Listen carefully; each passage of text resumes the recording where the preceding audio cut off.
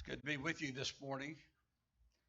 I had a PowerPoint that I could have projected up, but we couldn't get all the connections straight. I didn't want to confuse anybody, but the lesson may not be that good, but my outline was really good. I wish you could have seen it. I am lucky to be here. My wife and I, we just took a trip to Denver. We were going to do that before COVID, and just for fear of health and so forth, we didn't want to fly, but we finally made it out there. If you've ever gone to Pikes Peak out there, I wish you'd talked with me before I went.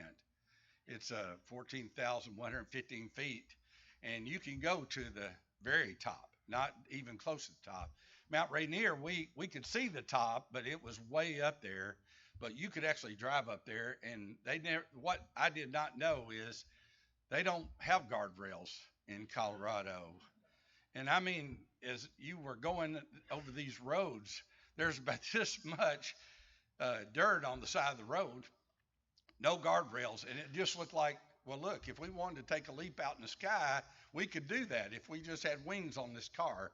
But it was nerve-wracking. I'm lucky to be here, but I am glad to be here, and I know when I get to talk to my son, of course, I know the Grundy Street congregation through my son who with you, and he's going to tell me, well, Dad, they really wanted me to come to fill in today to help out. But when I couldn't come, they probably called on you. So I've got that to look forward to. But I am glad to be here. And Brenda's with me today. And I know Brad always sends well wishes to you. He thinks so much of the people here at Grundy Street and the time that he worked with you. I know he really did grow to love you, and I know that he enjoyed being with you. Today, if you can open up your Bible, since you don't have the PowerPoint, you can't read it there, but you can read it. Aaron read it just a moment ago from 1 Corinthians chapter 16. We'd like to look at a lesson that I've entitled An Open Door. And it comes from an event with the Apostle Paul where he mentioned a great door and effectual. And there are many adversaries over in 1 Corinthians chapter 16 and verse number 9. But as we begin this discussion and having read the text, we understand that Paul mentioned something about adversaries. And that would be a good introduction, because I don't know about you, but in this life, I don't think it really matters how hard you try. And Paul said, give it your utmost to try to get along with people. If it be possible, as much as life in you, live peaceably with all men. That's our desire. We don't want to make any enemies. But if you think you don't have an enemy in this life, you just haven't asked around yet. And sometimes some of the strangest circumstances can happen when you find out you had an enemy you didn't know you had. The Bible talks about that, of course. Jesus himself said, woe unto you when all men shall speak well of you.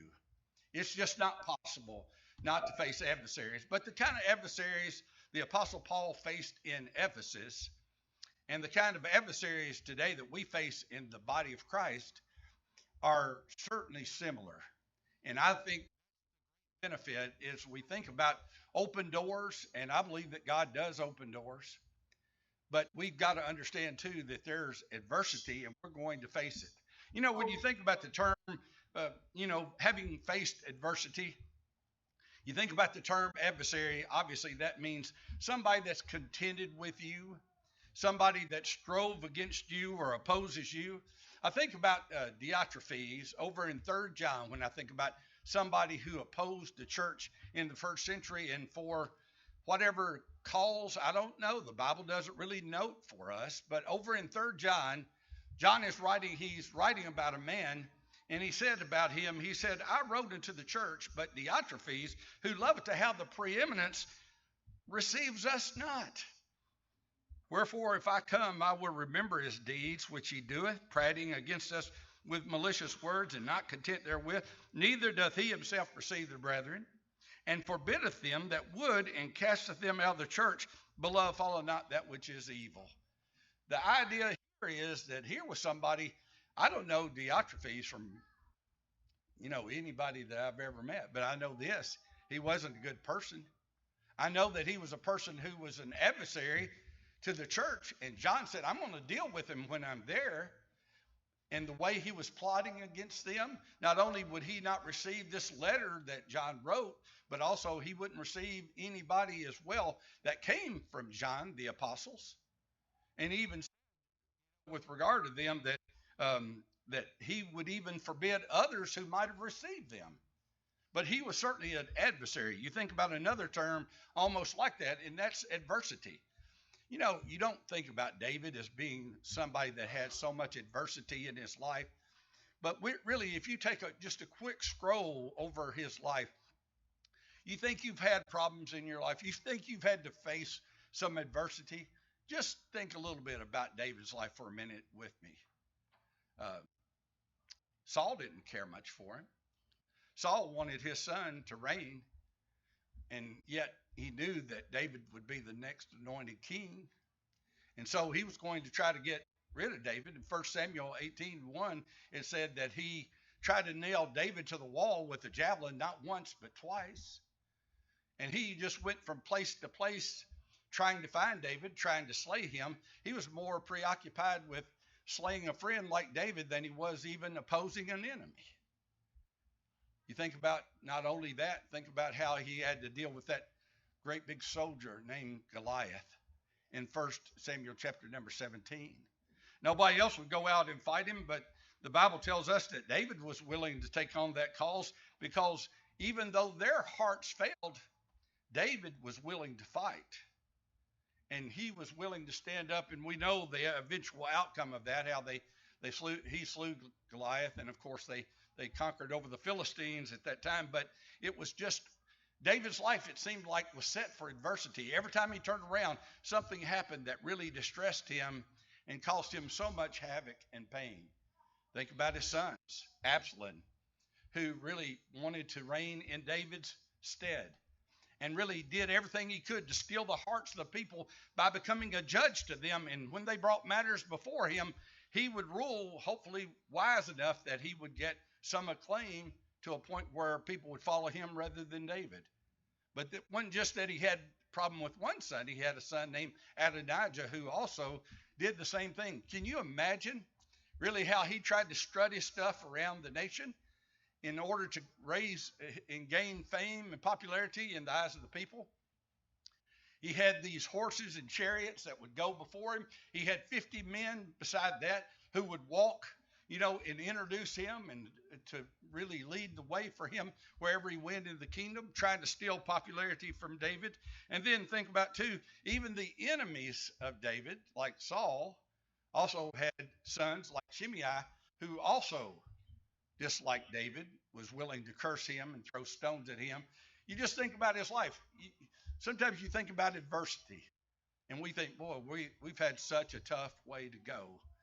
But I'll tell you what, there's some great characters in the Bible that still remain faithful, who had to face adversity. And Paul was talking about the fact that there's adversity in Ephesus, but he was going to try to be true to God despite the fact that there was adversity there. Then you think about people who are adversarial. That's another word similar, but it connotes something a little different to me. Sometimes I just meet people in life that I think are just adversarial in their approach.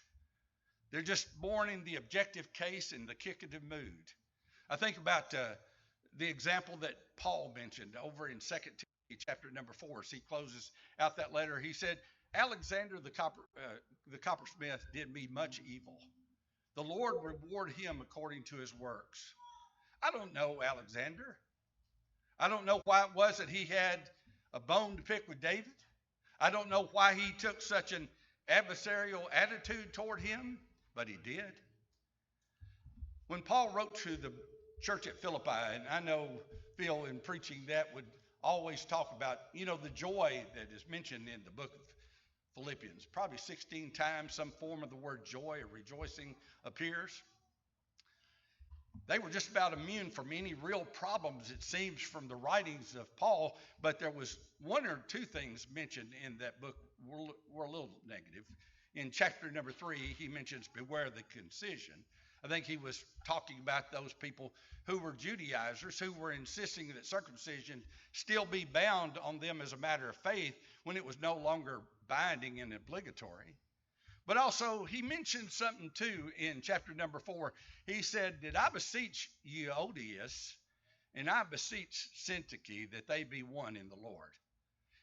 I don't know these two sisters in Christ. I don't know what kind of problem they had. I do know that he took great joy in the unity that was at the church at Philippi. In Philippians chapter number 2, he mentions, there in the first part of that verse, he says, um, with regard to fulfilling my joy, he said that you be of the same mind, be of one mind and one accord. So he wanted them to be united, and evidently that was kind of the rule of the day there in Philippi. But not everybody was united. There was an adversarial spirit between Euodias and Syntyche. And so he talks about the adversaries that we sometimes face. And Paul mentioned that again in 1 Corinthians chapter 16, our lesson text today. So I want to go to that and make at least one major point this morning before we conclude the lesson. But I want to go back over the lesson text once again. As Paul's writing to the church there at Corinth, this is on his third missionary journey that he writes this letter. And of course, knowing a little bit about the Apostle Paul, I think it's interesting to note that at least 2 times he was a located preacher. Most of the time we think of Paul, he was always on a missionary journey, but the Bible talks about in Acts chapter 18 how that he worked with the church at Corinth that he was writing to for at least a year and a half. And then we know from the writings regarding the church at Ephesus, who of course was where he was, that he had labored with them, and that was, as far as I know, the longest tenure that he had with any congregation, and he was there at least 3 years. Not necessarily mentioned in Acts 19, but it is mentioned in Acts 20, where the Bible talks about take heed to yourself and all the flock which the Holy Ghost had made you overseers, feed the church of God which is purchased with his own blood. He said, "For I know this, that after my departing shall there enter in grievous wolves among you, not sparing the flock." He said, "Also of your own selves shall men rise, speaking perverse things, draw away disciples after them." He said, "Therefore watch and remember that by the space of 3 years I cease not to warn every one of you night and day with tears." So the 2 congregations we got in mind in our discussion today are congregations that the Apostle Paul was extremely close to. The congregation at Ephesus was where he was. The congregation he was writing to was the church at Corinth. Now, when I will come unto you, talking to the church at Corinth, when I shall pass through Macedonia, for I do pass through Macedonia, and it may be that I will abide, yea, and winter with you, that you may bring me on my journey wheresoever I go, for I will not see you now by the way, but I trust to tarry a while with you, if the Lord permit. But I will tarry at Ephesus until Pentecost, for a great door and effectual is opened unto me, and there are many adversities. In the first place, you see that Paul was choosing to, of course, visit the congregation at Corinth. Now, let me just say this. Based on what I read in the book of Acts and the study that I've done, it doesn't seem like to me that Paul is ever able to make this particular journey. Now, what he said is, I'm in Ephesus. Ephesus was one of the 7 churches of Asia. He was going to go to the northeast and enter into the realm that we know of, Macedonia. Of course, we know that, what was it, on second missionary journey, he got the Macedonian call where they said, come over and help us. He was going to go to the northeast, and then he was going to go due south down through Macedonia and eventually arrive at Corinth. And he said, I'm going to come to you, and I might even winter there. That's a pretty good idea, right? Go south for the winter, because that's kind of what he was going to do. He was going to move northeast and then finally go to the south and end up down in the city of Corinth and maybe tarry with them as long as staying through the winter with them. And then afterward, he said, I may even elicit your assistance to be able to help me as I get ready to go to my next journey, which sounds exactly legitimate, because Paul was dependent upon brethren oftentimes to help him on these journeys that he was taking. And Jesus said, depend on them. And he says, if they won't receive you, brush off the dust of your feet. That'll be used as a judgment against them. So he had to rely on brethren. But I don't believe he was ever able to make this journey. We don't have it recorded for us where he actually said, okay, I'm going, and I did go, and I eventually arrived at Corinth. I do believe he did make a trip to Corinth, but I believe it was through Athens, and he eventually ended up down in the south there. So what I'm telling you is, Paul didn't get to make the trip he really had planned to do, and that's not really, anything that's out of being consistent with the Bible. Remember Jude, when he decided he was going to write a book about the common salvation? I don't know what that would have been. I bet it would have been an interesting book. It would have been something I would have really liked to study. And I believe that so much of us have things that are common. It would be interesting to learn about the common salvation. But he never did write that letter, did he? Because Jude says, "Beloved, when I gave all diligence to write unto you about the common salvation, it was needful for me to write unto you and to exhort you to earnestly contend for the faith which was once delivered to the saints." So he ended up writing about an urgent need that took place rather than about the common salvation. And the same thing's true here, I think, that rather than making the journey he thought he was going to make, he ended up having to change his plans. And so in verse number 7, he did mention to us a real key component that we really need to know about the lesson today, and that is, if the Lord permit. I admire him because he understood that all plans are tenuous based upon, if you're truly serving God and walking by faith, they're dependent upon if the Lord's will. And so he said, if the Lord permit. And then finally, we see in verse number 8 and 9, the circumstances that prevailed in Ephesus. It's interesting to note that he said that there was a great door and effectual open unto me, but then he said there are many adversaries. I don't generally think that a door is very wide open if there's a lot of adversity to deal with. That's not the way Paul counted it. He recognized that sometimes some of the best things come out of the greatest challenges. Sometimes the worst obstacles that we ever face in our life end up becoming our best opportunities. And sometimes things that are just opposite, things that you think are great opportunities, end up becoming obstacles before it's all over. I've always thought as a preacher, all those people that just eat you up when you first come to town are the ones that are probably going to be the ones loading you up on a U-Haul when you get ready to leave. Things just aren't always as they seem, and it didn't seem to be the case here. Because if you asked me, said, "Well, would you like to go down to Ephesus and work?" The Apostle Paul, he wasn't afraid to do that, to take it on. I would have said, no, too many adversities, too many challenges to have to face there. But the one thing I want to leave you with as we study this morning is, from verse number 7 in particular, really verse 5, 6, and 7, Paul's trust in God. Is that a lesson that we need?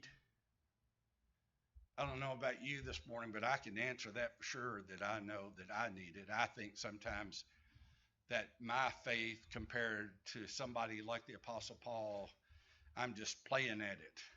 You ever feel like you play at it? You really don't take it as serious as you ought to. You're not really as dedicated and devoted as you ought to.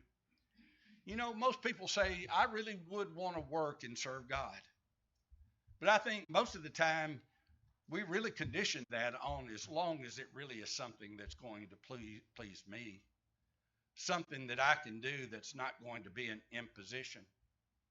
Something that, I can do and still do all the other things that I want to do. But, there's just 168 hours in a week.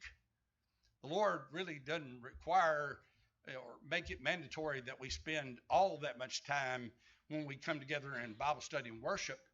Seems like to me there ought to be a lot of time left to make space in our lives for the Lord, to really put our faith and trust in him.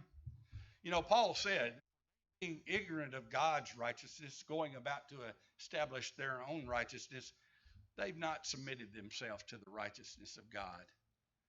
I think sometimes we fall way short of what we ought to be giving. We're people that have gotten to a point where if it's real convenient for me, if I'm not doing anything else, if the world doesn't put any requirements on my time, I might could do it. I'm kind of tired of those kind of excuses.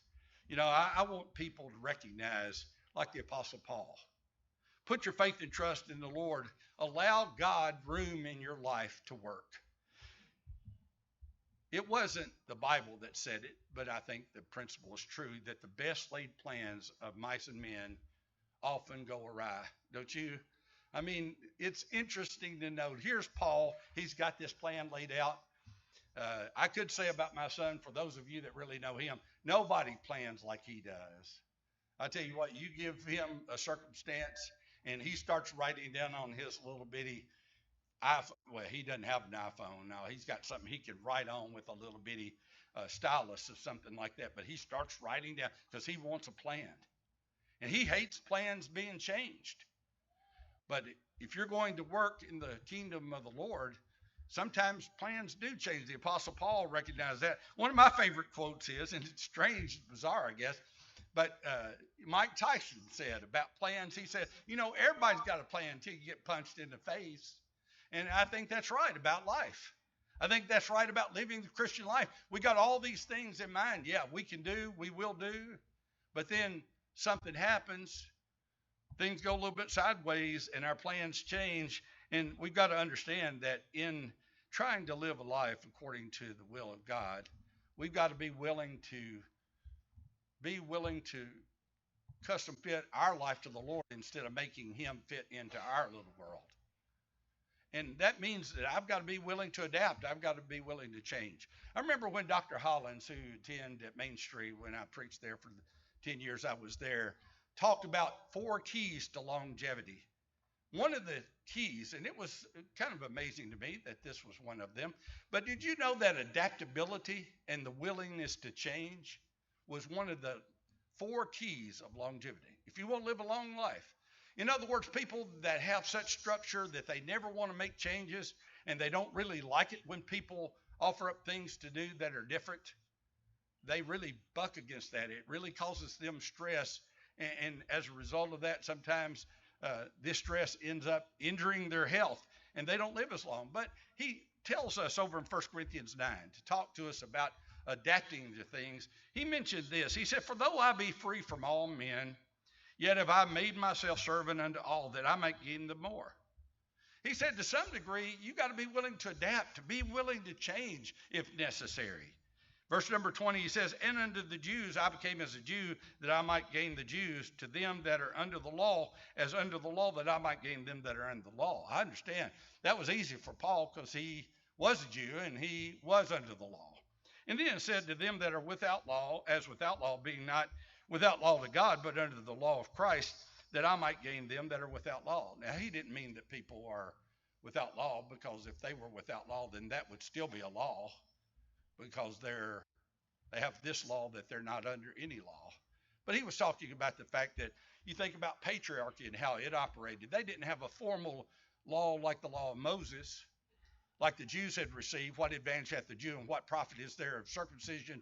Chiefly every way, he said, that unto them were committed the oracles of God. They had this formal law that was delivered to them by God. Well, don't think the Gentiles didn't have some form of law. It wasn't a formal law, but it was a form of law. And of course, it's just like Cain and Abel, who would have lived under a time of patriarchy. Why was it that Cain even understood himself that if he had killed his brother, that whoever would find him would kill him? I mean, he knew that there were laws that he was under. It just wasn't a formal law like the law of Moses. But Paul says, you adapt. You be able to match your step with somebody else's. If you ever had a conversation, I have a conversation sometime with my oldest grandson, and I'm talking to him. He's 3 steps behind me, and I'm yelling over my shoulder, because he gets a little bit intensive in his discussion sometime, and I don't think I have enough time to stand in one place and listen to him. So I start walking, and he keeps talking. We have a conversation. It's not a good conversation because we're not in step all the time. But Paul says, if you're trying to teach people, if you're trying to help someone, if you're trying to adapt, to be able to help people make changes, sometimes you have to match your stride with them. You have to walk on the same speed.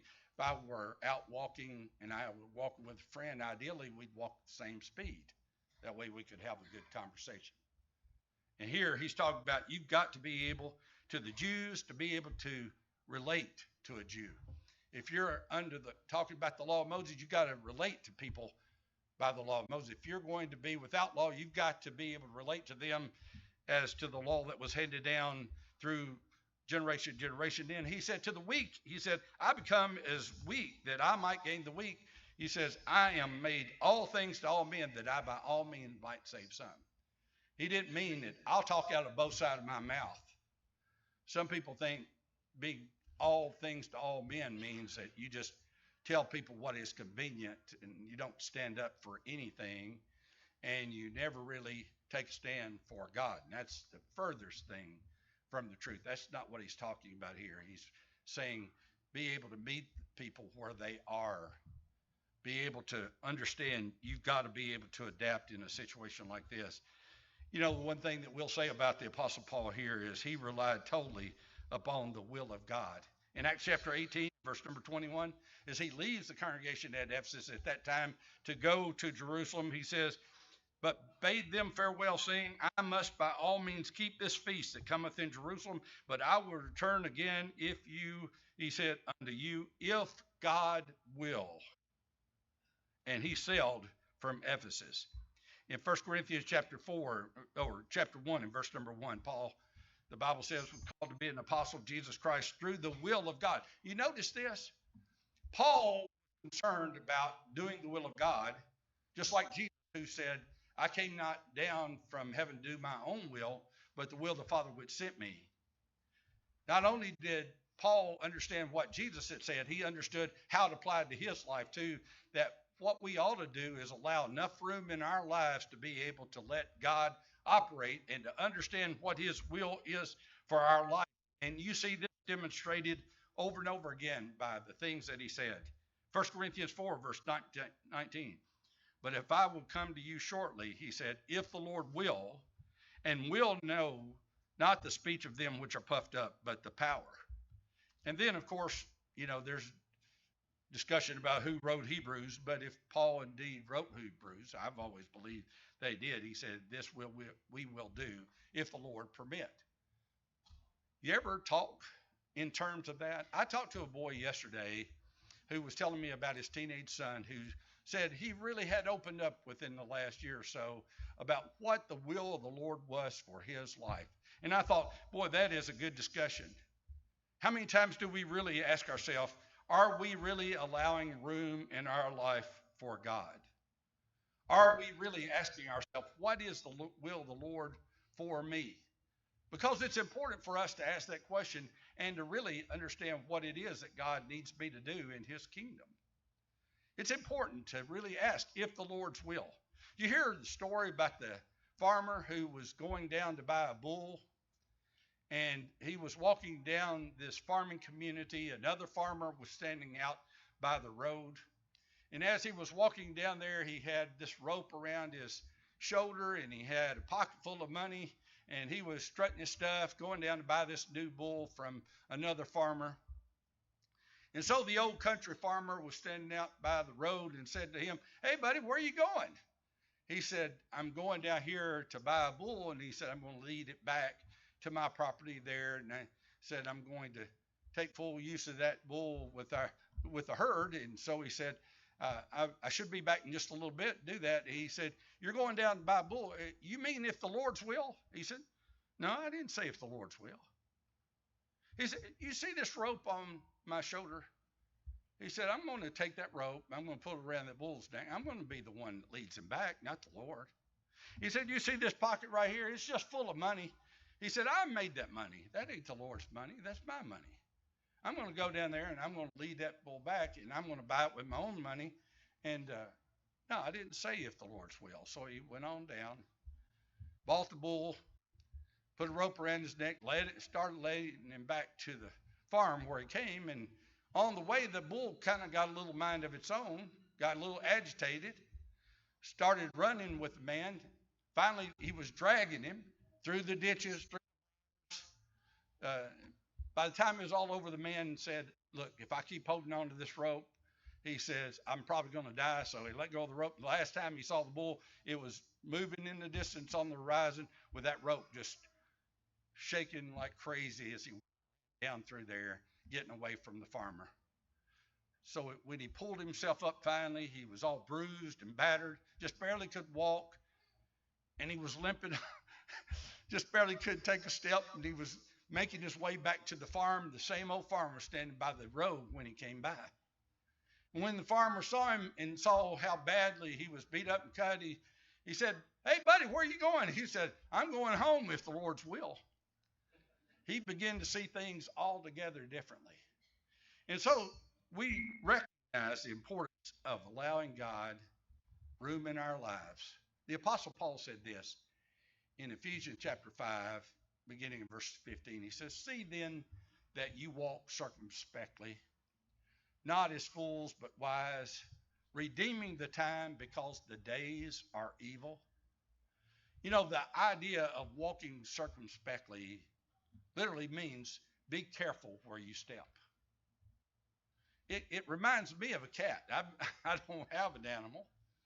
If I had to make a choice between a cat and a dog, no offense to you cat lovers, but it'd be a dog. But cats, they're pretty amazing creatures. And I'll tell you what, one thing that really, as I look at them, I think they're demon possessed. They scare the life out of me.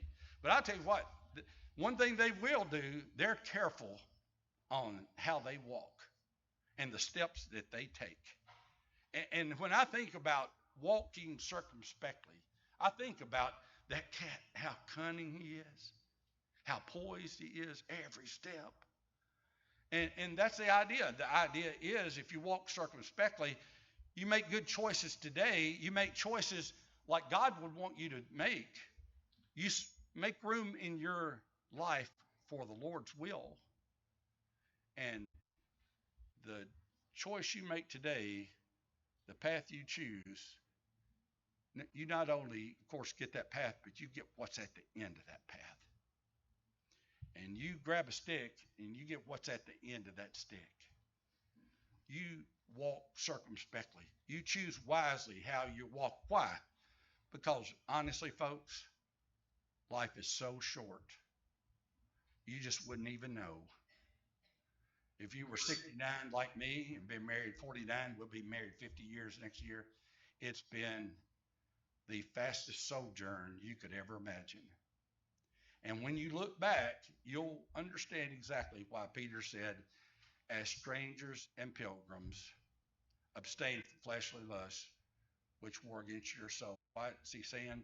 Be careful about the choices that you make, because the choices you make right now, sometimes as a teenager, you'll pay for the rest of your life. And the choices you make, you'll turn around and your life will be over, and all the impact you wanted to make for good will be gone because of the wrong choices that we make, because we're not listening and we're not making room in our life for the Lord to work. And he says, redeem the time because the days are evil. We can't buy back the time. I guess that's hyperbole, isn't it? Just the idea is, look, because time is so fleeting, because it passes away, it's like our lives are like one of those old hour meters with sand, and you flip that thing over and it starts running. It's never going to stop. And as time goes by, you can't go back and refill it back up to a certain point where it starts again. It's just going to run, and eventually it's going to run out, and you're going to be responsible for how you've used that time that you've been given. And then finally he said in that last verse, wherefore be not unwise, but understanding what the will of the Lord is. That is, if I make good choices today, the result is doing the will of God, and it results in a good life. If I choose badly today, I haven't made room for the Lord, and I'm going to end up paying for that. And the thing about it is, folks, if we gain this whole world, but then we lose out on that one decision, we end up losing everything. But if we make the right choice, I don't care if we died as a teenager or middle age, whatever, it wouldn't matter how short our sojourn here would be. We'll end up rejoicing about it for an eternity. So today, as we come to the close of this lesson, Paul said, there is a great door and an effectual open unto me, and there are many adversaries. Think, well, we never even got to that text like I really hoped we would. Well, Lord willing, we'll try to finish some of that tonight. I hope and pray that you'll come back and be with us for that time. But we come to the part of the service, we wouldn't want to leave here if there's one person that has some need in their life that we can assist with. We're genuinely interested in tarrying with you as long as necessary to be able to get that remedied. If you're an errant child of God, you haven't lived as you should. Maybe today you just need strength and you believe that the prayers of the saints would be helpful, and it would, because the effectual fervent prayer of one man would avail much. You just imagine if we're all praying, the benefit that we would receive. Maybe you're here, you've never obeyed the gospel. We haven't necessarily dealt with the plan of salvation here today, but it's relatively simple. The people on Pentecost, they repented of their sins, were baptized for the remission of their sins. And of course, the Bible tells us that this great promise is for you, for your children, and for them that are far off. That includes you and me. So today, if we can help you, if you need to respond to the invitation and come, please come while we stand together and sing this song.